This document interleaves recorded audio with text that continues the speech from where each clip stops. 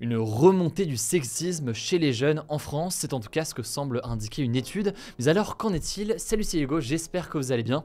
Voici les actualités du jour. Alors le sexisme chez les jeunes, si on en parle aujourd'hui, c'est parce que le Haut Conseil à l'égalité, qui est une instance de l'État indépendante du gouvernement, a publié ce lundi un rapport sur l'état du sexisme en France, un rapport qu'elle fait désormais chaque année depuis 2019. Alors déjà, petit point de méthodologie très rapide, comment a été fait ce rapport? Il s'appuie en fait sur un sondage réalisé sur un échantillon de 2500 personnes de plus de 15 ans, un échantillon représentatif de la population française, mais il se base aussi sur des chiffres officiels publiés notamment par le gouvernement. Et alors, que faut-il retenir de ce rapport? Eh bien déjà, le Haut Conseil décrit un constat alarmant. Je cite, « Le sexisme ne recule pas en France malgré une sensibilité toujours plus grande aux inégalités hommes-femmes et à la question des violences. Au contraire, en fait, selon le rapport, certaines des manifestations les plus violentes du sexisme s'aggravent et les jeunes générations sont les plus touchées. » Bref, vous l'aurez compris, bonne ambiance. Pour bien comprendre, très rapidement, je voulais vous donner quelques chiffres marquants révélés par cette étude. D'abord, premier chiffre à retenir, il exprime toujours un très fort sexisme vécu par les femmes. En effet, 80% des femmes estiment avoir déjà été victimes de sexisme, donc avoir eu l'impression d'avoir été moins bien traitées parce que femmes.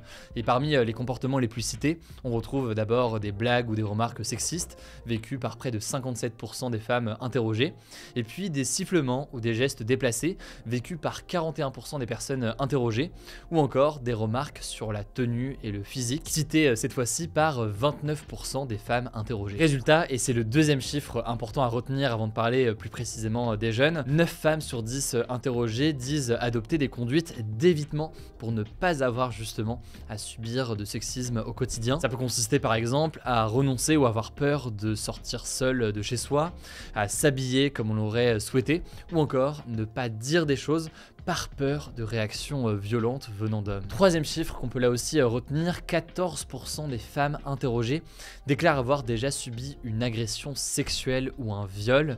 14% donc des femmes interrogées, mais c'est une proportion qui monte à 22% chez les femmes de 18 à 24 ans, ce qui ne veut pas forcément dire d'ailleurs que plus de jeunes ont été agressés sexuellement que de personnes âgées au cours de leur vie, mais simplement le ressenti et la prise de conscience en fait des jeunes femmes sur ce que peut être une agression sexuelle est plus importante peut-être que d'autres générations. Autre élément par ailleurs intéressant à observer, le rapport observe une forme de montée en puissance de discours sexistes chez une partie des jeunes hommes. Premier exemple qu'on peut citer, 78% des 15-34 ans, donc un peu plus des 3/4 des jeunes hommes, perçoivent que c'est un problème lorsqu'un homme gifle sa conjointe. 78%, c'est certes la majorité, une grande majorité, mais c'est moins par exemple que les plus de 65 ans qui sont 97% à s'en offusquer. De la même façon, 16% des hommes pensent qu'une femme agressée sexuellement peut être en partie responsable de cette situation et donc de sa propre agression.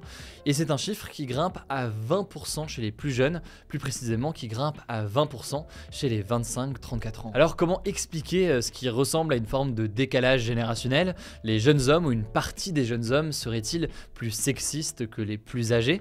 Alors évidemment, il faut voir dans le détail la méthodologie, les questions ou autres, mais eh bien, certains estiment que c'est possible et pointent du doigt notamment soit la question des réseaux sociaux, soit un manque de sensibilisation, ou alors une forme de retour de bâton au mouvement MeToo, auquel n'adhérerait pas en fait une partie des jeunes, ce qui se ressent et s'exprime donc à travers ces ressentis d'une partie des jeunes hommes. En tout cas, face à ce constat de sexisme vécu, de stéréotypes encore ancrés et de violences persistantes chez une partie de la population, eh bien, le Haut Conseil à l'égalité estime que les pouvoirs publics ne font pas assez pour lutter contre le sexisme en France.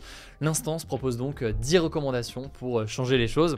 Je ne vais pas toutes vous les lister, mais ça consiste notamment à agir pour changer les mentalités avec l'instance qui préconise d'améliorer l'éducation à la sexualité et à la vie affective à l'école, organiser aussi plus de formations pour lutter contre le sexisme au sein des entreprises.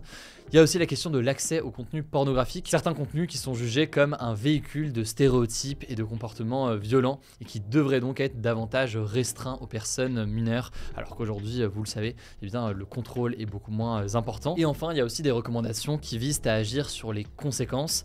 Typiquement, le fait d'augmenter les moyens financiers et humains de la justice pour mieux traiter les affaires de violences sexuelles ou sexistes, un peu sur le modèle de ce qui est fait dans certains pays, comme par exemple en Espagne. Bref, si jamais vous voulez plus d'informations, je vous mets des liens directement en description pour découvrir d'ailleurs le rapport complet, si jamais ça vous intéresse, et notamment la méthodologie. Par ailleurs, ça me semble intéressant de vous le donner, il y a une plateforme arrêtonslesviolences.gouv.fr qui peut être importante si jamais vous êtes victime ou témoin de violences sexistes ou sexuelles.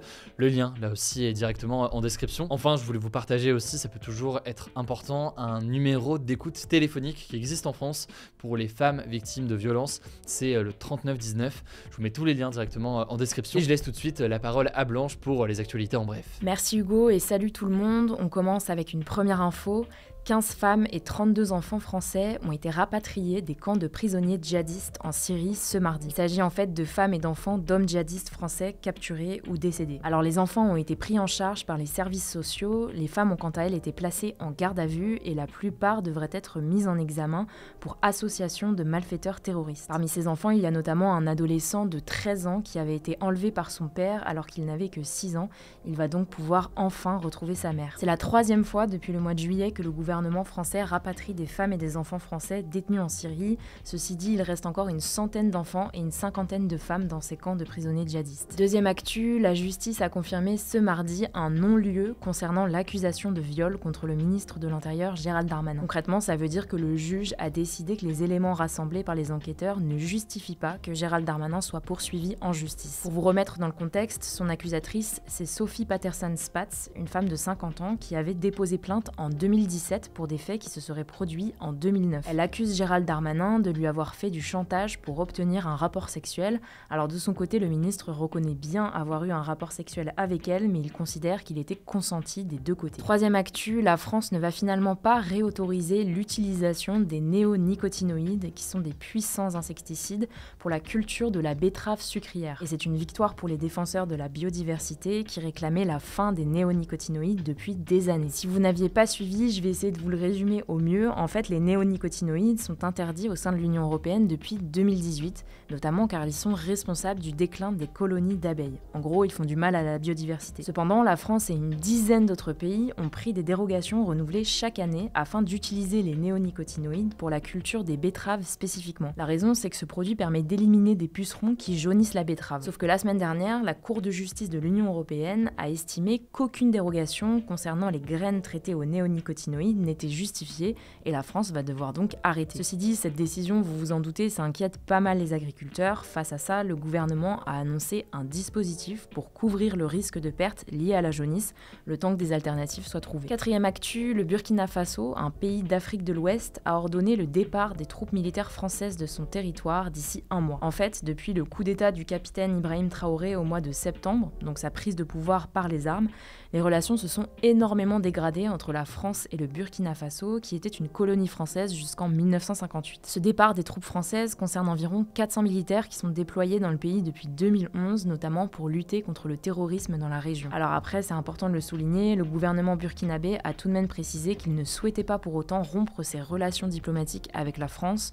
On vous tiendra au courant. Cinquième actu, et c'est un sujet très sérieux, la marque M&M's a annoncé ce lundi que ses célèbres personnages allaient disparaître. En fait, tout est parti de l'arrivée d'un nouveau personnage il y a quelques mois, le 3e bonbon féminin de la bande, appelé Purple, qui signifie violet. Sauf que beaucoup aux États-Unis ont commencé à critiquer son arrivée, reprochant à M&M's de politiser les bonbons en faisant des personnages entre guillemets woke, donc sensibles aux discriminations que peuvent subir les minorités, sachant que le violet est l'un des symboles des féministes et des lesbiennes. Ça a notamment donné lieu à des débats sur des chaînes de télé comme Fox News, connues pour être très à droite. Suite à ça, la marque M&M's a réagi sur Twitter en déclarant que c'était la dernière chose qu'elle souhaitait, car son but était de rassembler les gens, et a donc décidé de retirer ses personnages sur les paquets et sur les pubs pour une durée indéterminée. À partir de maintenant, ce sera la comédienne et humoriste Maya Rudolph qui sera sur ces paquets. Bon, tout ça est un peu gros et pourrait en fait être un coup de pub. M&M's révélera en effet lors de la mi-temps du Super Bowl le 12 février prochain un spot de pub très attendu. Puis globalement, ce retour en arrière serait étonnant pour M&M's qui axe sa communication sur des valeurs comme l'inclusion.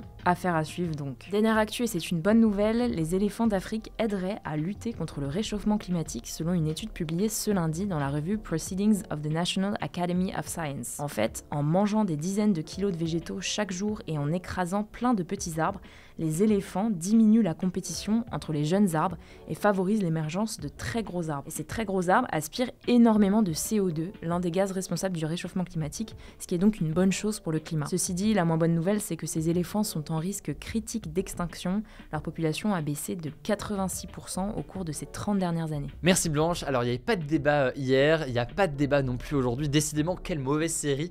2 journées sans débat, mais que se passe-t-il? On va essayer d'en mettre un quand même demain. En tout cas, c'est tout pour cette nouvelle plongée dans l'actualité en une dizaine de minutes. Pensez à vous abonner pour nous soutenir et ne pas louper les vidéos suivantes. Vous êtes toujours assez nombreux à ne pas être abonnés, c'est le moment de le faire. Rendez-vous d'ailleurs en podcast si vous voulez écouter aussi ce format en version audio.